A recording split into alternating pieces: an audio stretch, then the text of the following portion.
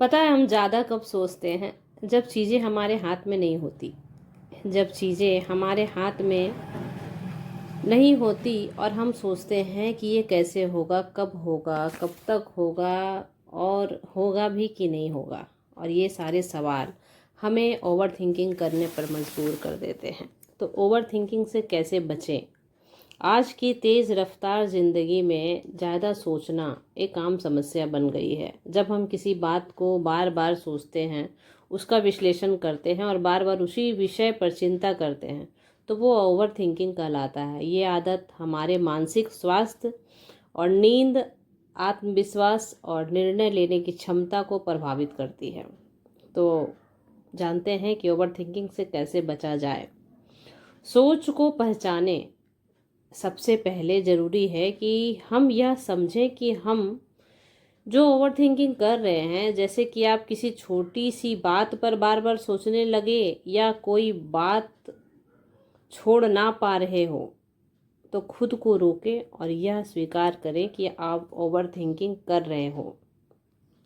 दूसरा है कि व्यस्त रहें। अक्सर खाली समय हमारा दिमाग फालतू की बातों में उलझा रहता है, इसलिए खुद को किसी रचनात्मक और सकारात्मक गतिविधियों में व्यस्त रखें, जैसे किताबें पढ़ना, योग करना, वॉक पर जाना, कोई नया हुनर सीखना। वर्तमान में जिएं। ओवर थिंकिंग का सबसे बड़ा कारण होता है कि भविष्य की चिंता और अतीत की गलती। हमें यह सीखना चाहिए कि बीता हुआ समय बदल तो नहीं सकता और भविष्य की गारंटी कोई नहीं दे सकता, इसलिए वर्तमान में जीना सीखें। चौथा है कि सोचने का समय तय करें। अगर कोई बात बार बार आपके दिमाग में आ रही है, तो उसके लिए एक निश्चित समय तय करें। उदाहरण के लिए हर दिन 10 मिनट सोचने के लिए निकालें। इससे दिमाग को पता रहेगा कि बाकी समय में उसे उन बातों में नहीं उलझना है। अपने विचारों को लिखें। जब भी ज़्यादा सोचने लगो ना, तो अपने विचारों को एक डायरी में लिखें। इससे विचार बाहर आते हैं और दिमाग थोड़ा सा हल्का महसूस करता है। साथ ही कई बार लिखने से समाधान भी साफ दिखने लगते हैं। छठा है कि मोटिवेशन और ध्यान, यानी ध्यान और प्राणायाम से मन शांत रहता है। जब मन शांत होता है तो अनचाही सोचों पर नियंत्रण भी रहता है। दिन में सिर्फ 10 मिनट ध्यान करना काफ़ी लाभदायक होता है। सातवां है कि नकारात्मक सोच से दूरी बनाएं। अक्सर ओवर थिंकिंग के कारण नकारात्मक विचार भी हमारे मन में आते हैं। अगर ऐसा हो गया तो क्या होगा, लोग क्या सोचेंगे, मैं फेल हो गया तो, आदि।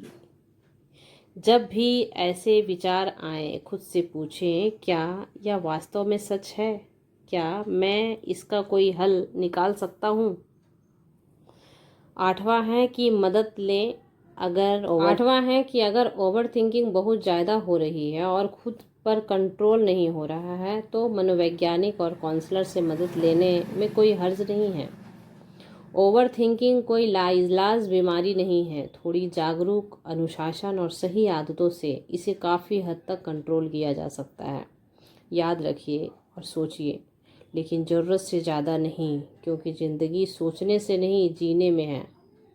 अगर आप ओवर थिंकिंग से बचना चाहते हैं तो इन सारे उपाय हैं जिसे आप अपने जीवन में लागू करें और फिर ओवर थिंकिंग से आप बच सकें।